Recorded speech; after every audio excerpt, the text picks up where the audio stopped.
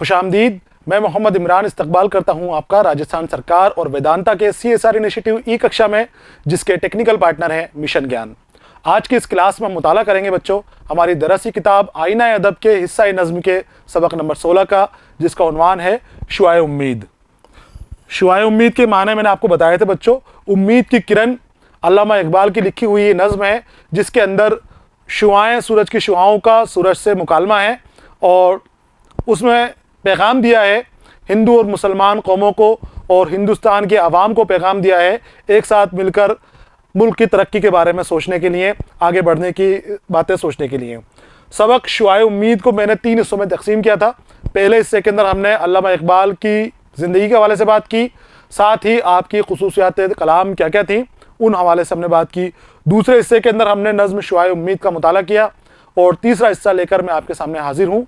इस हिस्से के अंदर हम पहले और दूसरे हिस्से से जो सवालात हमारी निसाबी किताब में दिए गए हैं उन सवालात के जवाबात ढूंढने की कोशिश करेंगे। तो हम शुरू करते हैं सबक का तीसरा हिस्सा, मशकी सवालात। मशकी सवालात में बच्चों सवालात हैं और साथ में मैं उनके जवाबात भी लिख कर लाया हूँ। आपको अपनी नोटबुक के अंदर लिखते रहना है, नोट कर लेना है जहाँ कोई परेशानी आए, और कोशिश ये करनी है कि इनको आप अपने इस तरह से पढ़ें कि रटने की ज़रूरत नहीं पड़े। समझने की कोशिश करनी है कि जब भी आप ये सवाल देखो तो इसका जवाब आपको फ़ौरन याद आ जाए। तो पहला सवाल है, शुआए उम्मीद के क्या माने हैं? शुआ के माने किरण के होते हैं और उम्मीद यानी उम्मीद, तमन्ना। शुआए उम्मीद, उम्मीद की किरण। शुआए उम्मीद के माने क्या हैं? उम्मीद की किरण। दूसरे सवाल की तरफ आते हैं। ये पूछता है कि लफ्ज़ महरे आलम ताब के माने बताइए। ये महरे आलम ताब जो है, महरे जहाँ ताब है, या जहाँ लिखो या आलम लिखो, दोनों एक ही बात है, लेकिन हमारी किताब के अंदर जो दे रखा है लफ्ज़ वो महरे जहाँ ताब दे रखा है, ये लफ्ज़ दे रखा है। तो दोनों के माने एक ही हैं। जहाँ के माने भी आलम होते हैं और आलम के माने भी जहाँ होते हैं। ये जहान को आलम यहाँ पर कह रखा है, तो एक ही बात है। माने उसके देखिए आप कि दुनिया को रोशन करने वाला, मुराद सूरज। महरे जहाँ ताब, जहाँ ताब, जहाँ को ताब करने वाला, रोशन करने वाला, और महर यानी सूरज। जहाँ को ताब करने वाला कौन है? सूरज। तो इसके माने दुनिया को रोशन करने वाला सूरज से मुराद इसकी है। यह है सवाल नंबर 2 का जवाब। आगे आते हैं सवाल नंबर 3 का तरफ। तो यहाँ पर है आलम लाहौत से इकबाल की क्या मुराद है? आलम लाहौत मैंने आपको बताया था बच्चों कि तसव्वुफ़ की दुनिया के अंदर जो तसव्वुफ़ की इस्लाह है, इसके अंदर 4 आलम बताए गए हैं। सबसे जो निचला आलम होता है वो आलम नासूत होता है, जो जिस्म की दुनिया होती है। उससे ऊपर का जो आलम होता है वो आलम मलकूत होता है, अरवाह की दुनिया है, मलकूत की दुनिया है। उसके बाद जबरूत है, आलम जबरूत बताया गया है तसव्वुफ़ में। और सबसे जो ऊंचा और आला मुकाम बताया गया है वो आलम लाहौत बताया गया है। और आलम लाहौत के माने हैं खामोशी वाली दुनिया, जहाँ कोई हंगामा नहीं हो, कोई शोर शराबा नहीं हो। तो अल्लामा इकबाल ने मशरिक़ के लिए कहा था कि आलम लाहौत की जैसी खामोशी वहाँ पर छाई हुई है, कोई हंगामा नहीं है, कोई शोर शराबा नहीं है। जिस तरह से आलम लाहौत के अंदर रब है और रब की पाकीज़ा अरवाह हैं, जो रब की बनाई पाकीज़ा अरवाह हैं वो हैं, उसके अलावा वहाँ कोई नहीं है, कोई शोर शराबा नहीं है। तो मशरिक़ के अंदर भी यही हाल अल्लामा इकबाल ने बताए हैं। इसका जवाब देखिए, आलम लाहौत से इकबाल की मुराद उस आलम से है जो फ़ना फ़ी अल्लाह का मुकाम है। ये ज़ात हक़ की तजल्लियात की दुनिया है, ये आखिरी दर्जे में गैब के हालात हैं, उसे वहदानियत भी कहा जाता है। जो आखिरी दर्जे की दुनिया है, ऊपर से पहली है और नीचे से आखिरी दुनिया है, तो इस दुनिया के अंदर कोई शोर शराबा, कोई हंगामा नहीं है। तो अल्लामा इकबाल ने मशरिक़ को आलम लाहौत कहा था कि आलम लाहौत की जैसी खामोशी मशरिक़ के अंदर छाई हुई है। सवाल नंबर 4 की जानिब आते हैं। इकबाल के 2 शेरी मजमुओं के नाम लिखिए। शेरी मजमुओं के नाम लिखे हैं, तो 4 मजमू हैं। मैं चारों के नाम आपके सामने ले आया हूँ। आपको चारों के नाम याद कर लेने हैं, जो भी आ जाए आपको उसके नाम लिख दे रहे हैं। बांगे दरा, बाले जिब्रील, ज़रब कलीम और अरमगान हिजाज। ज़रब कलीम के अंदर से जो हमारी नज़्म हमने पढ़ी है शुआए उम्मीद ली गई है। आगे आते हैं सवाल नंबर 5 की जानिब। यहाँ सवाल पूछता है आपसे کہ اقبال کو کون کون سے القاب سے یاد کیا جاتا ہے، کون کون سے القاب علامہ اقبال کے لیے استعمال کیے جاتے ہیں۔ تو علامہ اقبال کو شاعر مشرق بھی کہا جاتا ہے، رومی اثر بھی کہا جاتا ہے۔ علامہ اقبال نے شاعر خودی اس لیے کہا جاتا ہے، علامہ اقبال کو شاعر خودی اس لیے کہا جاتا ہے کیونکہ انہوں نے فلسفہ خودی دیا تھا۔ تو یہ ان کے القابات ہیں جن کو آپ کو یاد کر لینا ہے۔ آگے آتے ہیں سوال نمبر 6 کی جانب۔ یہ پوچھتا ہے شعاع امید کے علاوہ اقبال کی 2 نظموں کے نام لکھیے۔ 2 نظموں کے نام آپ کی کتاب سے یہاں پر پوچھے گئے ہیں، لیکن میں نے 2 کے علاوہ جو بھی نظمیں ہیں آسان سی ان کے نام یہاں پر لکھ لیے ہیں۔ تو آپ کو ان کو سب کو لکھ لینا ہے تاکہ وقت پڑنے پر جب اگر 2 سے زیادہ بھی کبھی پوچھ لی جائیں یا آپ کو تبصرہ وغیرہ لکھو تو آپ کو یہ 2 سے زیادہ لکھنے کی ضرورت پڑے تو آپ یہاں سے فوراً لکھ دیں۔ تو دیکھیے نظم ان کی: خضر راہ، طلوع اسلام، لینن خدا کے حضور میں، شکوہ جواب شکوہ، فرشتوں کا گیت، ساقی نامہ، مسجد قرطبہ، بچے کی دعا، ہمدردی، ترانہ ہند وغیرہ یہ علامہ اقبال کی مشہور نظموں کے نام ہیں۔ آگے آتے ہیں سوال نمبر 7 کی طرف۔ یہاں آپ کو نظم شعاع امید کا خلاصہ لکھنا ہے کہ شعاع امید کے اندر علامہ اقبال کیا پیغام دینا چاہتے ہیں، کس لیے انہوں نے وہ نظم لکھی ہے، پورا سار آپ کو اس کے اندر خلاصے کے اندر لکھ دینا ہے۔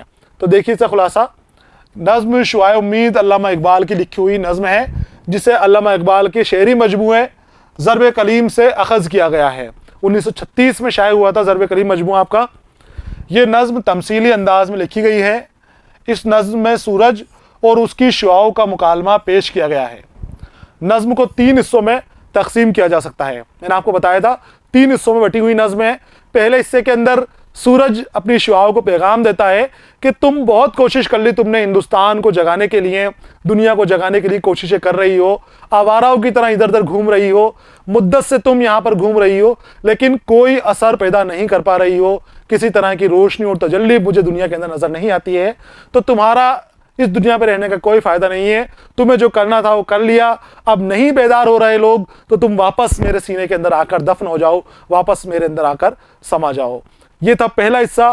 دوسرے حصے کے اندر شعاعیں اٹھتی ہیں اور سورج میں جانے کی کوشش کرتی ہیں، ملنے کی کوشش کرتی ہیں سورج سے، اور سب اٹھتی ہیں اور کہتی ہیں کہ ہم نے کوشش کر لی لیکن ہم روشن نہیں کر پا رہے ہیں، مغرب جو ہے وہ دھوئیں سے بھرا پڑا ہے، مغرب کے لوگوں کا ذہن بھی خراب ہو چکا ہے، اب وہ ہماری باتیں نہیں سنتے، ان میں ہمیں امید کی کرن نظر نہیں آتی، وہ جو بات کہہ دیتے ہیں اسے ہی سچ مانتے ہیں، وہ دوسرا کوئی نظریہ دیکھنا ہی نہیں چاہتے، دوسری کوئی بات سننا ہی نہیں چاہتے، تو ہم وہاں کچھ نہیں کر پا رہے ہیں۔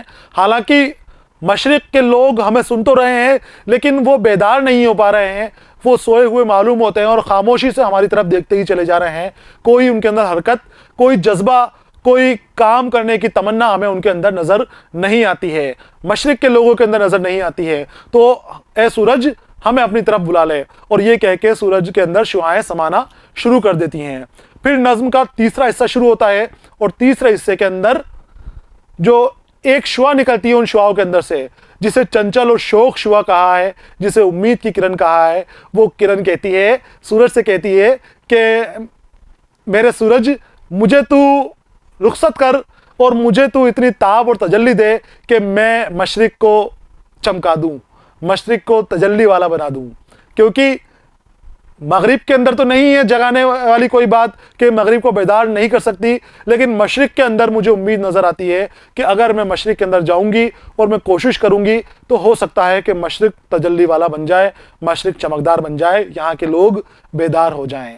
تو اس طرح سے سورج اس کو اجازت دیتا ہے تیسری کرن کو، تیسرے حصے کے اندر امید کی کرن کو، اور پھر ہماری نظم یہاں پر ختم ہو جاتی ہے۔ علامہ اقبال نے ہندوستان کی عوام کو بیدار کرنے کے لیے نظم لکھی ہے، ان کو سمجھانے کی کوشش کی ہے کہ تمہیں سوتے ہوئے نہیں رہنا ہے، تم مستقبل ہو، آگے کے بارے میں سوچو، پورا مشرق تمہاری طرف دیکھ رہا ہے، پوری دنیا تمہاری طرف دیکھ رہی ہے، تو اٹھو اور دنیا کی رہنمائی کرو، آگے بڑھنے کی کوشش کرو۔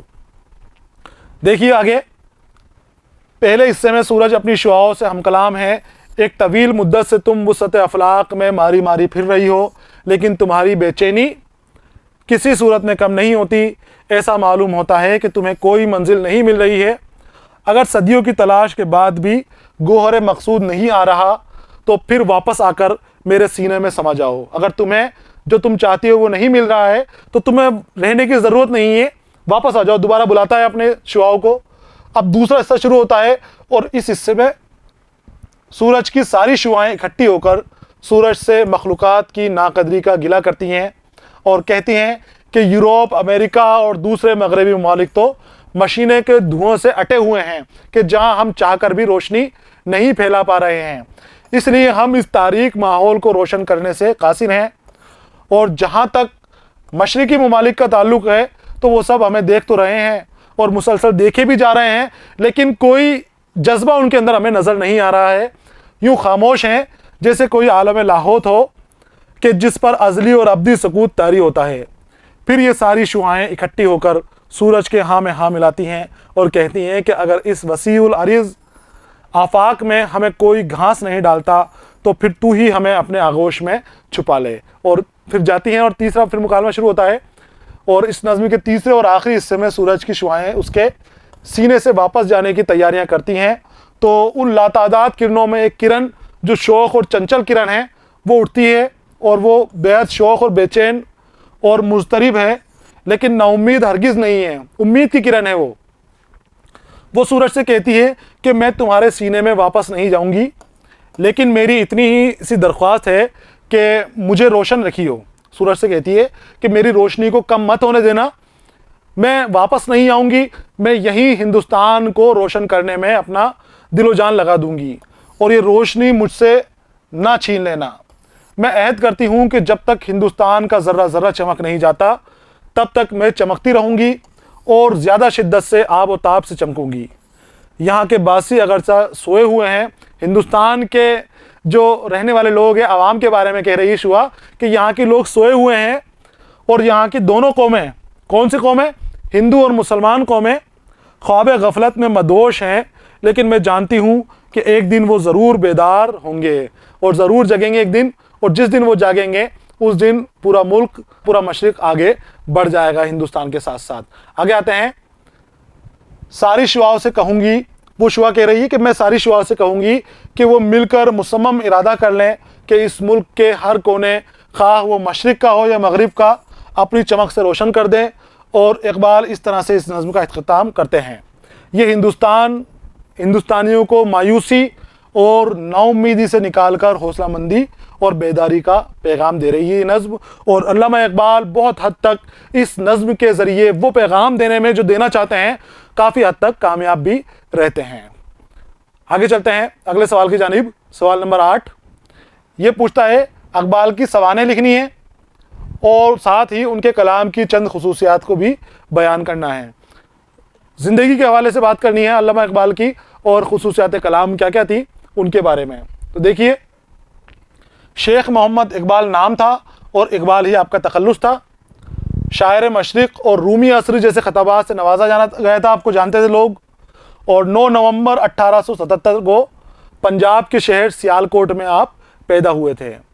इकबाल के वालिद का नाम शेख नूर मोहम्मद और वालदा का नाम इमाम भी था, जो कश्मीरी पंडित घराने से आप ताल्लुक़ रखते थे। बाद में इस्लाम कबूल कर आप हल्का इस्लाम में दाखिल हो गए। उनके बुज़ुर्गों का सिलसिला कश्मीरी पंडितों से मिलता है। इकबाल ने इब्तदाई तालीम स्कॉच मिशन स्कूल में दाखिल होकर मौलवी मीर हसन से हासिल की, मीर हसन शाह से हासिल की थी। और 1893 में इंटर कॉलेज का इम्तिहान पास करके गवर्नमेंट कॉलेज लाहौर में आपने दाखिला ले लिया था। और 1897 में बीए की डिग्री हासिल की। 1899 में फ़लसफ़ा में एमए किया और इस दौरान उन्हें फ़लसफ़ा के मशहूर प्रोफेसर मिस्टर आर्नल्ड से भी आपको फैज़याब होने का मौका मिला। यहाँ से आपने अपनी शुरुआती पढ़ाई की और उसके बाद यहीं लेक्चरर मुकर्रर हो गए, मुअल्लिमी का पेशा इख्तियार कर लिया।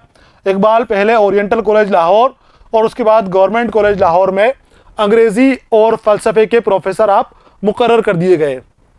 1905 में तालीम हासिल करने की गरज से इकबाल यूरोप गए।